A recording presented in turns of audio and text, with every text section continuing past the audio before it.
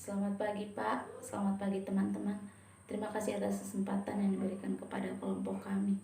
Kami dari kelompok 5 akan mempresentasikan hasil kerja kelompok kami dengan materi investasi jangka panjang dan investasi jangka pendek.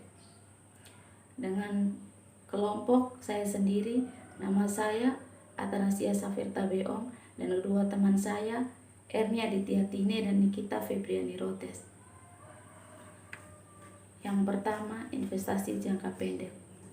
Investasi jangka pendek merupakan salah satu investasi yang segera bisa dicairkan atau didanai dari kelebihan dana yang bersifat sementara yang dimiliki oleh perusahaan yang dimaksudkan untuk dimiliki selama 12 bulan atau kurang.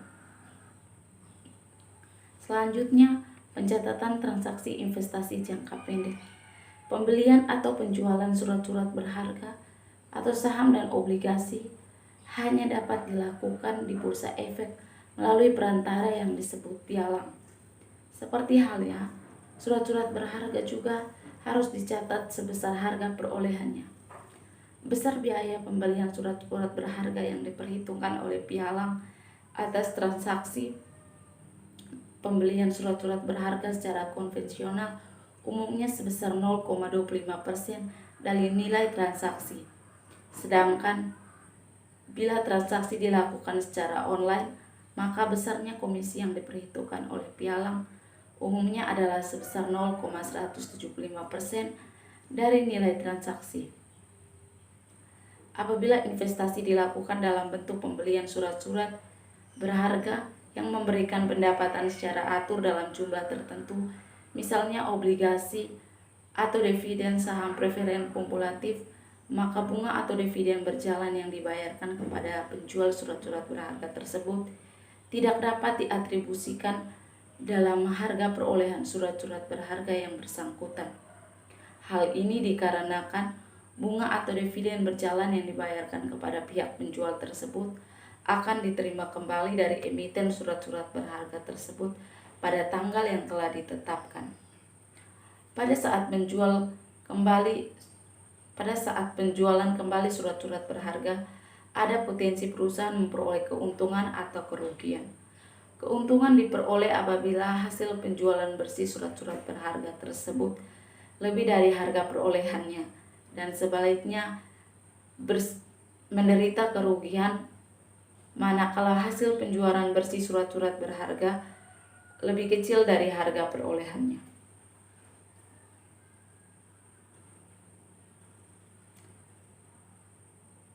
Selanjutnya, investasi jangka pendek dalam saham. Bagi investor, saham merupakan surat bukti menanam modal dalam suatu perusahaan yang berbentuk PT atau perseroan terbatas. Contoh, 1. Tanggal 3 Maret 2013 dibeli 20 lot saham PT Alam Raya Tbk, nominal saham Rp10.000 dengan harga pasar Rp10.200 per lembar. Biaya pembelian diperhitungkan pialang adalah 0,25% dari harga pasar saham. 2. Tanggal 5 April 2013 dibeli 15 lot saham PT Alam Raya Tbk, nominal saham Rp10.000 dengan harga pasar Rp9.200 per lembar. Biaya pembelian diperhitungkan pialang adalah 0,25% dari harga pasar saham. 3. Tanggal 20 April 2013 dibeli 25 lot saham PT Alam Raya Tbk, nominal saham Rp10.000 dengan harga pasar Rp10.600 per lembar. Biaya pembelian diperhitungkan pialang adalah 0,35% dari harga pasar saham. 1. Jurnal untuk mencatat pembelian surat-surat berharga atau saham tanggal 3 Maret 2013. Surat-surat berharga saham PT Alam Raya debit Rp102.255.000, kas Rp122 juta, kas kredit Rp102.255.000. Perhitungan harga pasar dalam kurung 20 kali 500 tutup kurung kali 10.200 rupiah sama dengan 102 juta rupiah. Biaya pembelian 0,25% kali 102 juta sama dengan 255.000 rupiah. Harga perolehan sama dengan 102.555.000 rupiah.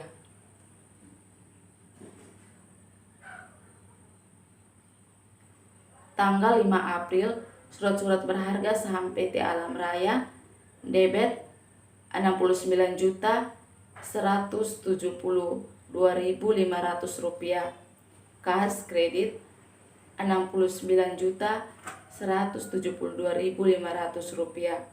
Perhitungan harga pasar dalam kurung 15 kali 500 tutup kurung kali 9.200 rupiah sama dengan 69 juta. Biaya pembelian 0,25% kali 69.000 sama dengan 172.000 rupiah. Harga perolehan sama dengan 69.172.500 rupiah.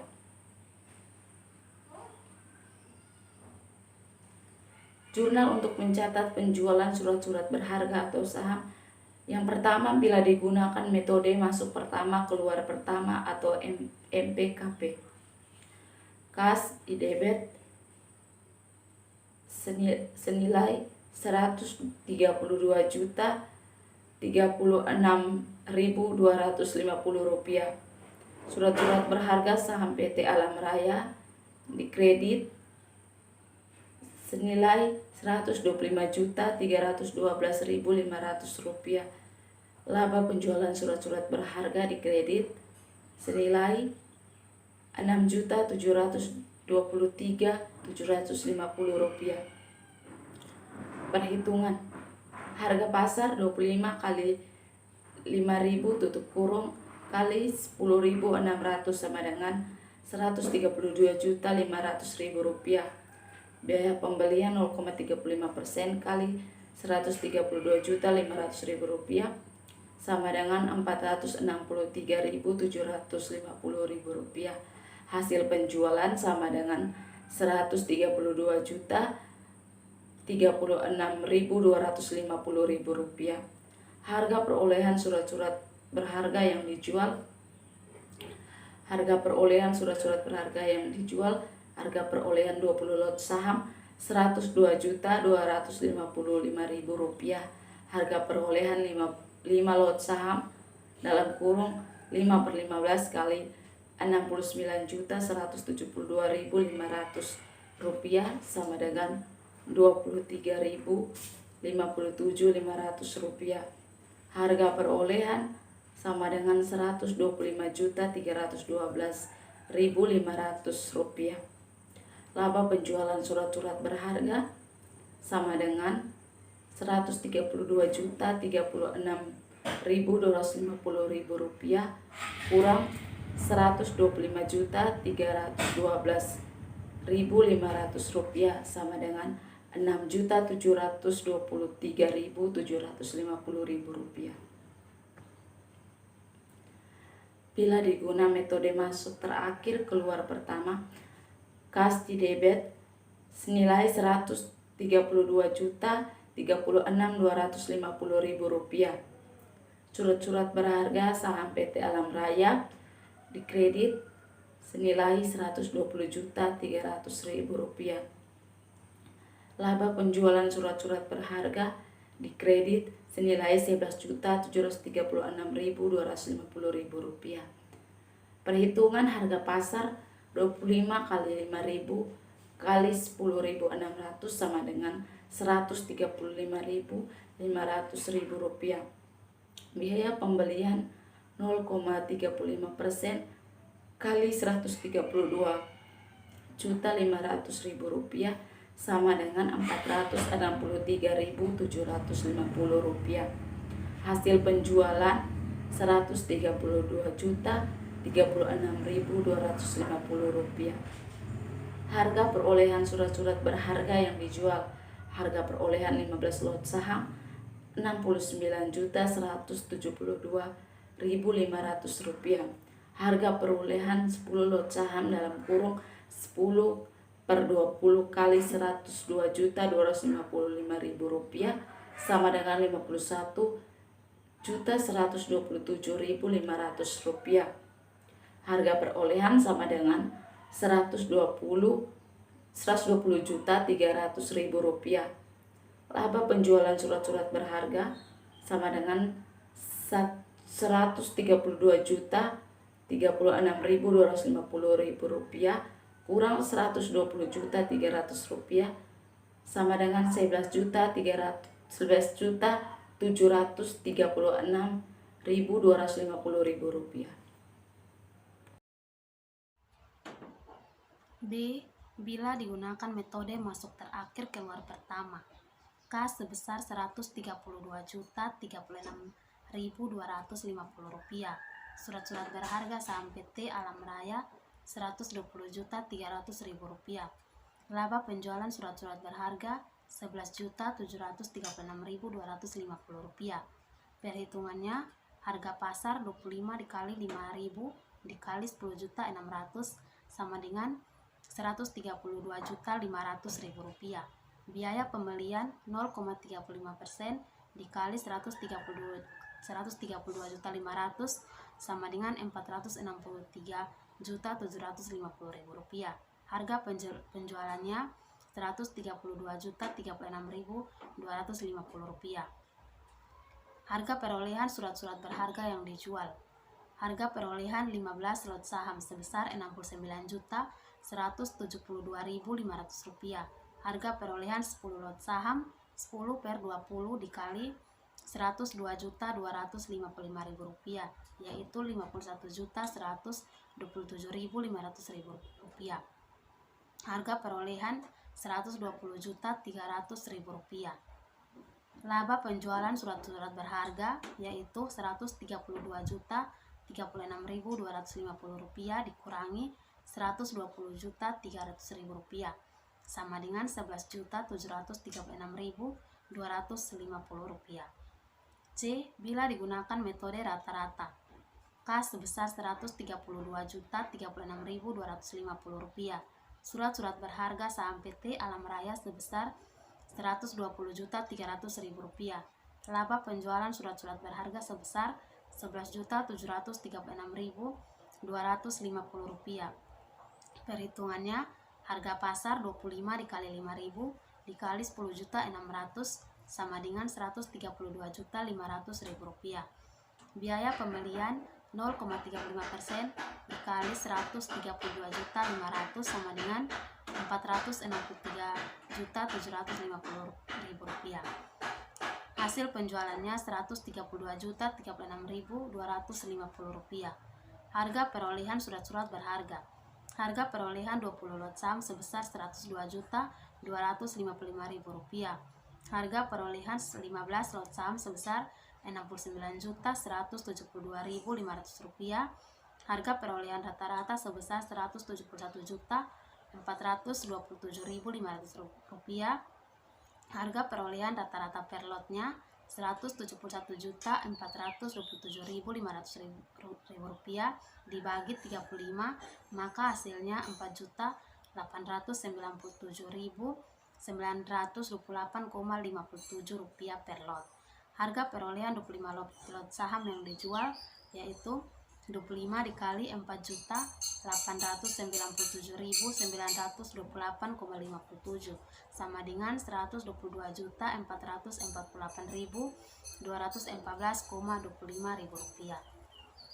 Laba penjualan surat-surat berharga Rp132.036.250 rupiah dikurangi 122.448.214,25 rupiah, maka hasilnya 9.888.035,75 rupiah. Investasi jangka pendek dalam obligasi. Bagi investor, kepemilikan obligasi merupakan suatu bukti bahwa telah memberikan pinjaman kepada pihak yang menerbitkan obligasi yang akan diterima kembali pada tanggal jatuh temponya sebesar nilai nominal dari obligasi yang bersangkutan. Dalam hal obligasi ditransaksikan tidak bertepatan dengan tanggal pembayaran bunga obligasi, maka dalam perhitungan pembelian atau penjualan obligasi diperhitungkan adanya bunga berjalan yang dihitung berdasarkan ketentuan-ketentuan berikut. Yang pertama, umur 1 bulan ditetapkan 30 hari dan setahun ditetapkan 360 hari. Bila suatu obligasi ditransaksikan pada tanggal 31 suatu bulan, maka transaksi tersebut dianggap terjadi pada tanggal 1 bulan berikutnya. 2. Banyaknya hari bunga berjalan dihitung mulai tanggal bunga terakhir dibayarkan sampai dengan tanggal transaksi jual beli obligasi dilakukan. 3. Besarnya bunga obligasi dihitung berdasarkan persen tertentu dari nominal obligasi. Jurnal yang harus dibuat untuk mencatat transaksi-transaksi tersebut adalah 1. Jurnal untuk mencatat pembelian surat-surat berharga obligasi tanggal 3 Juni 2013. Surat-surat berharga obligasi PT Alfa Romeo sebesar Rp25.563.750. Pendapatan bunga Rp516.667,67. Kas sebesar Rp26.080.416,67. Perhitungannya, harga pasar 50 kali 500 dikali Rp1.020.000 sama dengan Rp25.500.000. Biaya pembelian 0,25% dikali Rp25.500.000 sama dengan Rp63.750.000. Harga perolehannya bunga obligasi berjalan selama 62 hari. 62 per 360 dikali 12%, 50 kali 500 dikali 1 juta sama dengan Rp566.666,67.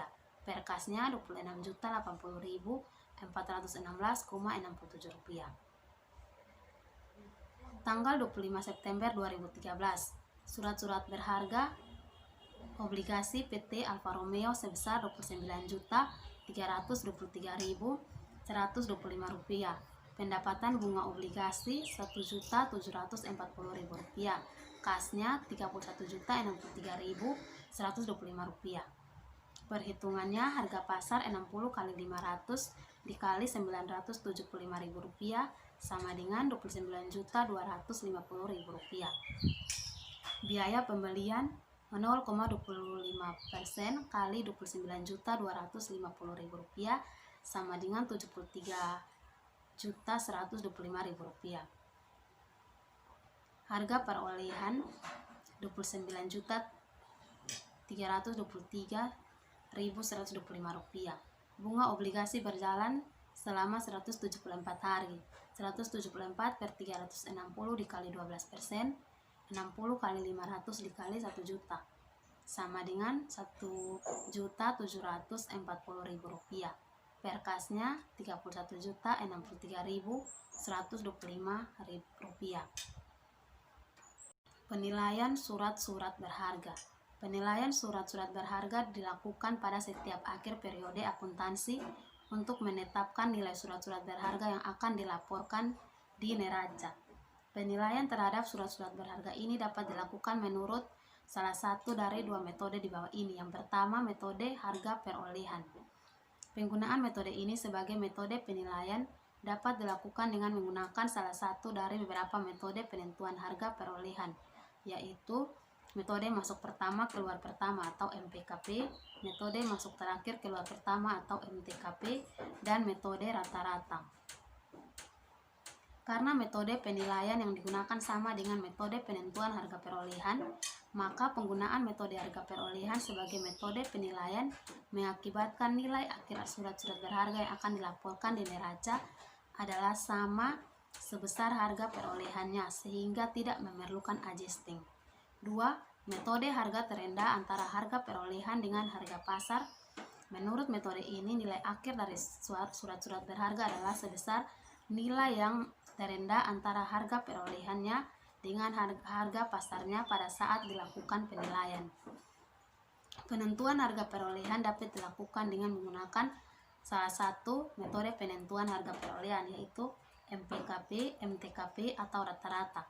Sedangkan penentuan harga pasar dapat dilakukan berdasarkan portofolio agregat dalam total menurut kategori investasi atau berdasarkan jenis investasi secara individual yang ditetapkan secara konsisten.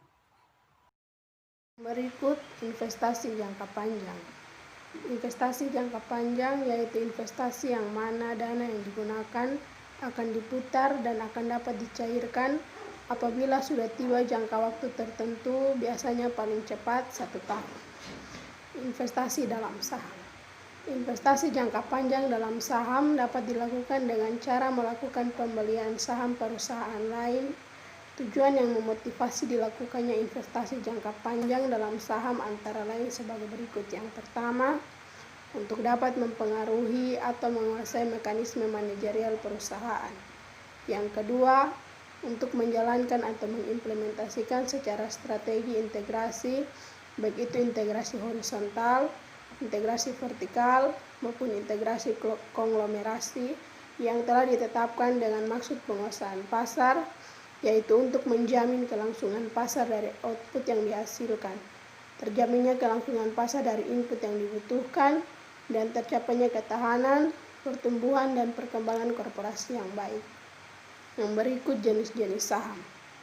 Ada 2 jenis saham yang biasa diterbitkan oleh suatu perusahaan yang dapat dibeli sebagai instrumen investasi jangka panjang, yaitu yang pertama, common stock atau saham biasa, yaitu saham yang tidak memberikan hak keistimewaan kepada pemegangnya. Yang kedua, preferred stock atau saham prioritas, yaitu saham yang memberikan hak keistimewaan kepada pemegangnya. Yang berikut metode pencatatan investasi dalam saham. Terdapat 3 metode pencatatan yang dapat digunakan untuk mencatat setiap transaksi investasi jangka panjang dalam saham, yaitu yang pertama, metode cost, yaitu metode pencatatan ini digunakan apabila penguasaan saham suatu perusahaan kurang dari 20% dari saham yang beredar.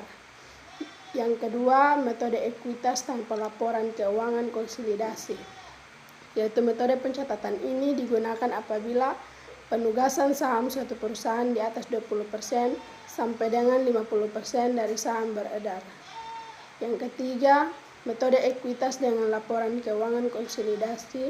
Metode pencatatan ini digunakan apabila penugasan saham suatu perusahaan di atas 50% dari saham yang beredar. Yang berikut investasi dalam obligasi. Obligasi disebut juga sebagai surat utang, merupakan bukti pernyataan utang pihak yang menerbitkan obligasi kepada pihak lain yang membeli atau memiliki obligasi tersebut. Pembahasan di sini obligasi tersebut dilihat dari segi investor. Obligasi sebagai hutang merupakan janji tertulis yang berisi kesediaan untuk membayar sejumlah uang pada tanggal jatuh temponya dan bunga periodik selama jangka waktu peredarannya. Bagi investor, obligasi bagi investor dengan suatu harapan untuk memperoleh pendapatan atau bunga atau investasinya yang dihitung berdasarkan harga yang dibayar untuk obligasi tersebut. Yang berikut masalah akuntansi untuk investasi jangka panjang dalam obligasi. Secara garis besar, masalah akuntansi untuk investasi dalam obligasi yakni menyangkut 3 hal. Yang pertama, masalah-masalah akuntansi timbul pada saat obligasi diperoleh atau dibeli. Yang kedua, masalah-masalah akuntansi selama pemilikan obligasi. Yang ketiga, masalah akuntansi pada saat pelunasan, penjualan kembali, dan lain peristiwa yang mengakibatkan berakhirnya pemilikan obligasi tersebut. Yang berikut, obligasi diperoleh atau dibeli. Masalah penentuan harga perolehan yakni meliputi harga beli, ditambah komisi perantara, pajak-pajak, provisi, dan harga beli atau harga yang harus dibayar oleh para investor untuk obligasi adalah sama dengan nilai tunai keseluruhan jumlah uang atau nilai jatuh tempo dan periodik yang diharapkan akan diterima di kemudian hari yang dihitung berdasarkan tingkat atau suku bunga yang berlaku di pasar modal atau bunga efektif. Yang berikut, tingkat bunga nominal. Tingkat bunga nominal dari obligasi merupakan jumlah uang yang diharapkan akan diterima oleh investor pada setiap tahun. jika TBE sama dengan TBO atau obligasi dibeli sebesar NN. Yang kedua, jika TBW lebih besar dari TBO, maka obligasi dibeli kurang dari NN atau diskonto. Yang berikut, jika TBE lebih kecil dari TBO, maka obligasi dibeli dengan premium. Harga perolehan di obligasi tidak termasuk bunga berjalan yang dibayar pada saat pembelian yang terjadi selain pada tanggal jatuh tempo pembayaran bunga. Contohnya, pembelian obligasi terjadi tepat pada tanggal jatuh tempo pembayaran bunga. PT Rizky membeli sebanyak 80 lembar obligasi yang dikeluarkan oleh PT Amari pada tanggal 1 Oktober 2010. Obligasi dikeluarkan pada tanggal 1 April 2004 dan akan jatuh tempo pada tanggal 1 April 2014 dengan nilai nominal sebesar 80.000 per lembar. Dari informasi diketahui, bunga obligasi 12% per tahun dibayar tiap 6 bulan masing-masing pada tanggal 1 April dan 1 Oktober. Jika diasumsikan yang pertama, kurs obligasi PT Amari adalah 98, kurs obligasi Amari adalah 100, PT Rizky membayar seluruhnya sebesar 6.480.000 termasuk komisi perantara sebesar 326.000, dan berikut pembelian dilakukan berdasarkan tingkat bunga efektif 5% tiap 6 bulan. Diminta tentukan berapa besar harga perolehannya dan buatlah jurnal yang diperlukan. Yang pertama, menghitung obligasi dengan kurs 98. Penyelesaiannya yang pertama, harga perolehan sama dengan 80.000 dikali 80 lembar dikali 98% sama dengan 6.272.000. Yang berikut diskonto sama dengan 80.000 dikali 80 lembar dikurangi dengan 6.272.000 sama dengan 128.000 atau 2% dikali dengan 6.400.000 rupiah. Maka jurnal yang dibuat yaitu investasi obligasi pada kas sebesar 6.272.000 rupiah. Yang berikut, obligasi dibeli dengan kurs 100. Dalam hal ini, obligasi dibeli dengan harga nilai nominal. Seluruh pembayaran dalam transaksi pembelian tersebut merupakan harga perolehan. Maka jurnal yang dibuat adalah investasi obligasi pada kas sebesar 6.400.000 rupiah.